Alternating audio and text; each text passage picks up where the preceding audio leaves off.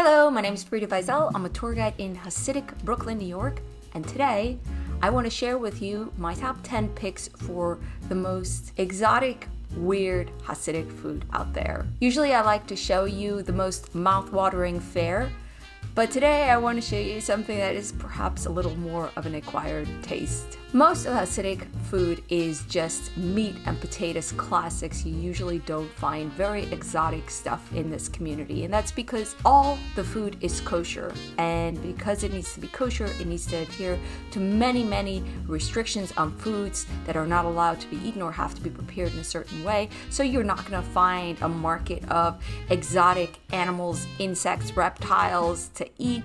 You're not going to find extremely unusual food by Western standards. You have a lot of the cuisine is basic Eastern European with very heavy influences from the Middle East and America. But there are some foods that are a little bit of an acquired taste, and today I will introduce you to them. We must begin with kochena, as it's called in Yiddish, faglivite zaft, which means gelatin sauce. So the fish has been cooked in this water that has been turned into jello, and faglivite zaft is a specialty and part of the Shabbos fish. The Shabbos fish is usually salmon cooked in a water that gets faglivit, becomes kochena, and you eat it with a challah and gefilte fish. I grew up on kochena. Shabbos diga fish has a lot of sugar, carrots, salmon essentially. It's good.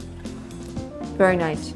Sweet. This is grieben. They told me this is chicken skins, but we had grieben when we were kids in the context of Passover, that we would not eat any produced oil on Passover, like canola oil or olive oil. We only made our own oil for Passover, and we made it with taking pieces of the chicken, cooking it in a big pot and getting all the fat out.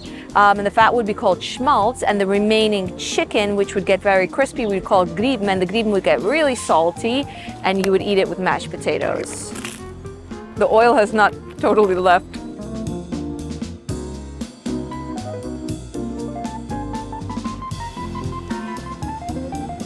This is yapchik. It looks like a potato kugel has been overnighted. It also has beef in it, see? It tastes like it's been cooked for a long time. Definitely doesn't taste like potato kugel because there's a big chunk of meat. It doesn't look very gorgeous, does it? I like the potato kugel part. So this is galareta. I have never in my life tasted it, but I am at Gottlieb's Deli, and Mr. Gottlieb has just explained to me that this is cooked over 8 hours calf's knee, and eventually the juices that come out of it become gelatin. I am not a foodie, and this is intimidating me a little.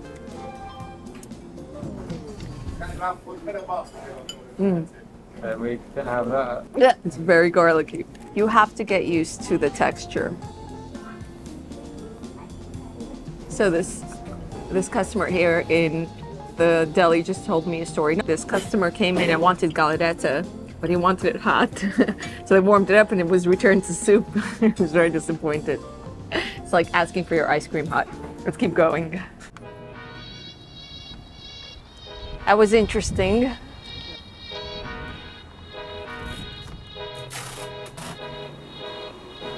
This is herring. There's a lot of versions of herring. Schmaltz is the fat of the animal, and this is regular. I'm trying to brace myself with one of them. I have a question. Yeah. What's the difference between schmaltz herring and Matthias herring? First of all, it's a different type of fish, and the way we make it, it's a different type of texture. It's more salted And more intense. and more intense.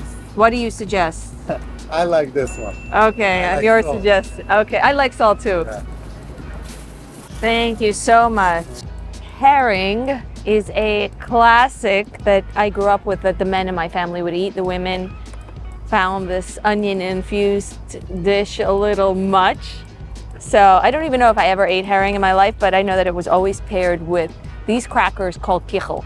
Kichel is a cracker that is neither sweet nor salty. It's a strange cracker. So we have two things in this very oily fish thing. We have the fish, the herring itself, and onions.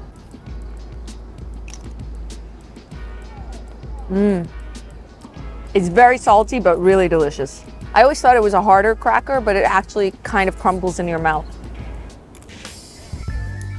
You can see in this restaurant, it's a whole mix of Jewish traditional staples and Chinese, and a whole bunch of other dishes. Middle Eastern shawarma and grilled chicken to chicken Caesar salad to sesame chicken. There's a whole spectrum because in kosher food, it is two categories of food generally, the stuff that is made with meat and the stuff that is made with dairy. The way these things end up working out, it's not necessarily a restaurant that is Chinese or a restaurant that is Middle Eastern, but rather a restaurant that has meat stuff and it ends up mixing Chinese with the meat and burgers, and then a restaurant that will be dairy that will have sushi and pizza and fries all mixed together. Do you have two kinds of cholent?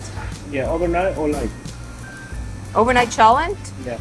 Okay, we'll do overnight cholent. Well, we can't do a list of the weird food without touching on cholent and kishka. I can never eat too much cholent and kishka. Cholent is a stew that is cooked especially for Shabbos lunch with beans, barley, beef. This particular cholent seems to have even lima beans, all sorts of beans in one big cholent. The word cholent is an expression for everything mixed together.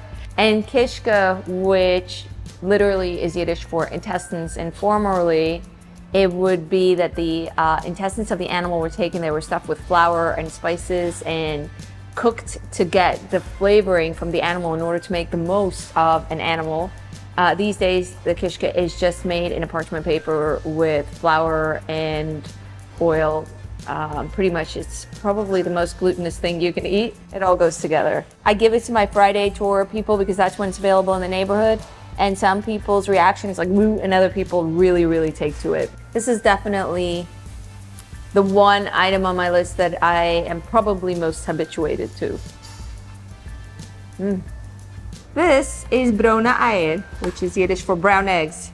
Apparently it has a special name, which someone on Twitter told me, and I cannot repeat it for fear that I'll butcher it. But we just called it at home brona eier. It's eggs that cook at least overnight in the cholent, and they really take on the flavor of the cholent.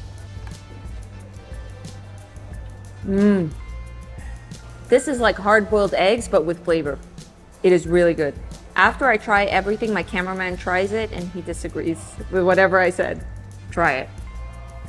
I don't know about this.